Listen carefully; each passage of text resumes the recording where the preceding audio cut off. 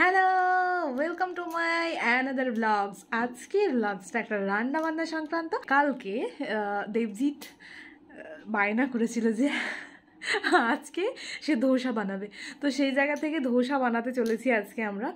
ধোসা শব্দটা অনেক ইজি হলেও আর খেতে খুব মজাদার হলেও বানানোটা কিন্তু খুব কঠিন, মানে ঠিকঠাকভাবে না পারা গেলে খুব জঘন্য হয়।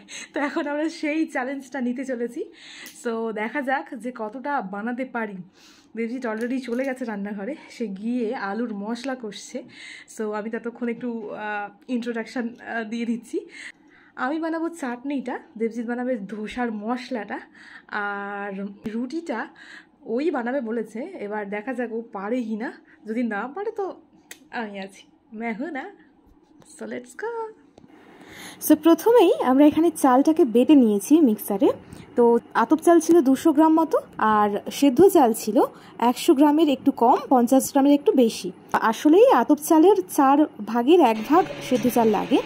এরপরে এখানে ডাল আছে কিছু যেটা চাটনিতে দেওয়া হবে, এবং বাদবাকি যে ডাল আছে, বিউলির ডাল, খেসারির ডাল আর ছোলার ডাল, এইগুলো চালেতে মেশানো হবে। তো চালের সঙ্গে ডাল মিশিয়ে একটা গোলা তৈরি করা হয়েছে, আর এদিকে ডাল কিছুটা দেবো আমরা চাটনিতে। এদিকে আলুটা সেদ্ধ হয়ে গেছে, এটা মশলা করবে দেবজিৎ।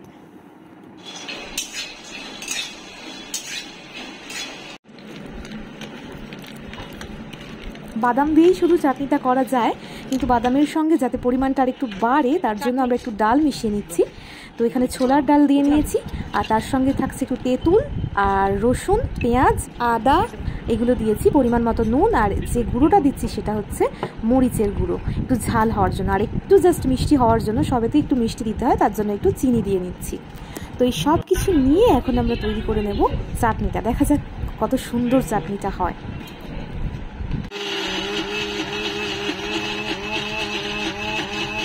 Almost ready. এবার আমরা খুলবো।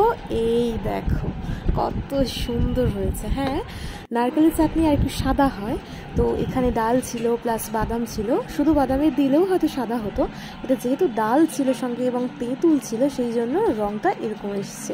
তো এবার দেখা যাক খেয়ে দিয়ে লোকজন কীরকম রিয়াকশান দেয়।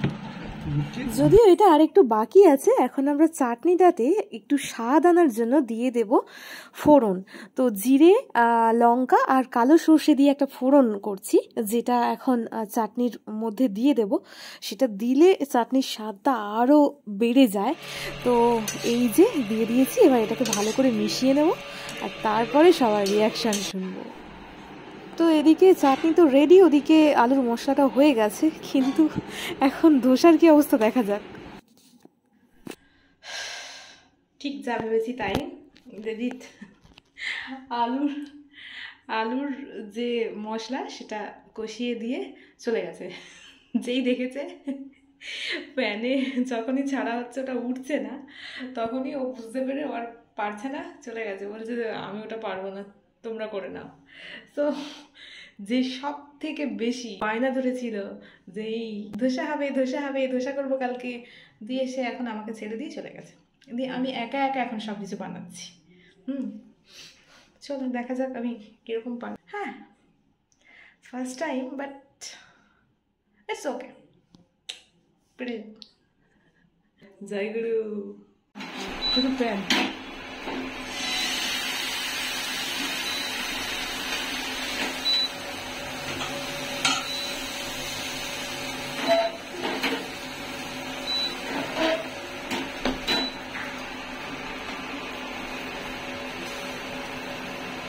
অ্যাকচুয়ালি আমি অনেকগুলো বানিয়ে নিয়েছি এবং খুব ভালোই বানিয়েছি।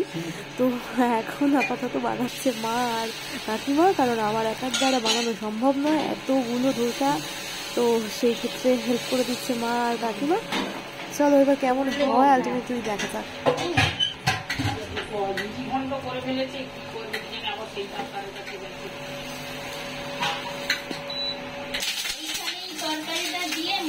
হ্যাঁ ঠিকই। একটু দরকারি ওই জন্য তখন আর ভাঙিনে টাঙিনে যা হলো হয়ে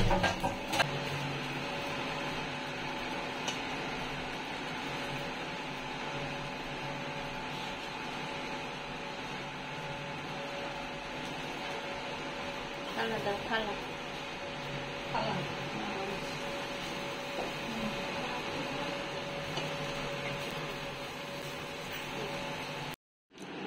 কি হয়েছে আলটিমেটলি এবার রিয়াকশন।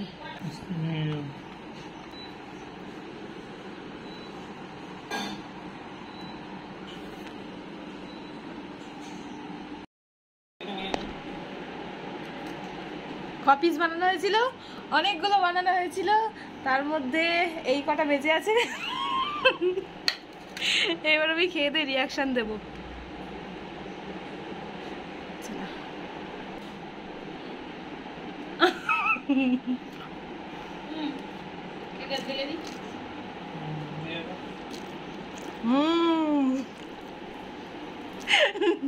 ঝাক্কাস হয়েছে একদম।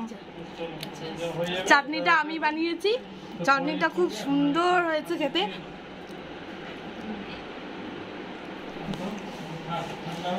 শুধু সাদা হয়নি, যেহেতু এটা বাদাম দিয়ে আর ডাল দিয়ে, সেই জন্য এটা সাদা হয়নি, কিন্তু টেস্টটা খুব সুন্দর হয়েছে। আর আলুটা দেবজিৎ মাখিয়েছিল, আলুটা ব্যাস ফিনিশ হয়ে গেছে, আর একটুখানি আলু পড়ে আছে। আর ধোসাগুলো আমি, মা, কাকিমা সবাই মিলে বানিয়েছি। ধোসাগুলো একদম।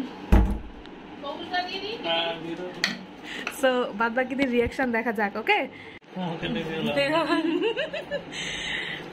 বল কেমন হয়েছে, বল। মুখটা নিচু করে বলছিস, কেমন হয়েছে বলুন। খুব সুন্দর হয়েছে। আর কি, আর কিছু না, খুব সুন্দর।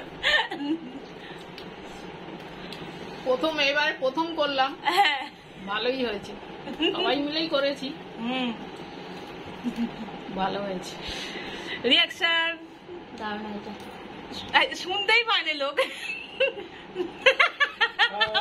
মনে ঢাস করে চল মারছে।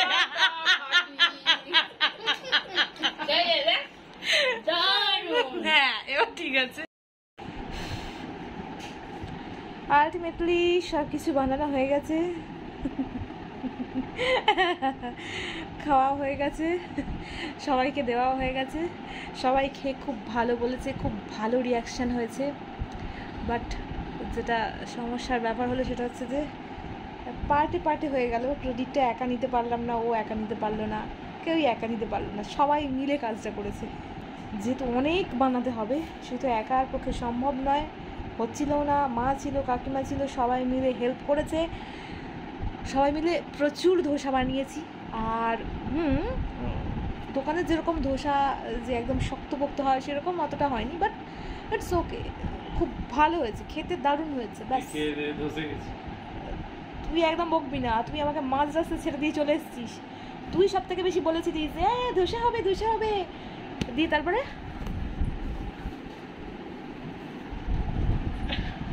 বল বল কেন ধসে গেছি, ধোসা বানাতে গিয়ে ধসে গেছি। আর তুই এর কারণ হচ্ছিস তুই। জনগণের কাছে ক্ষমা চা, ক্ষমা চা, সবসময় তোর ক্ষমা চাওয়া উচিত। হ্যাঁ, আমি খুবই ক্ষমার প্রার্থী। কার কাছে? আমার কাছে। বল বল। জনগণের কাছে। যাই হোক, এই অবস্থা। মাঝ রাস্তায় বলে যে পারবো না, করে নাও, এইসব করে চলে আসবে, পার পেয়ে যাবে, মানে ছেড়েই দিই। ইটস ওকে, ফিরে আসছি পরের ব্লগে। হ্যাঁ, আবার কোনো অড কিছু ভিডিও নিয়ে।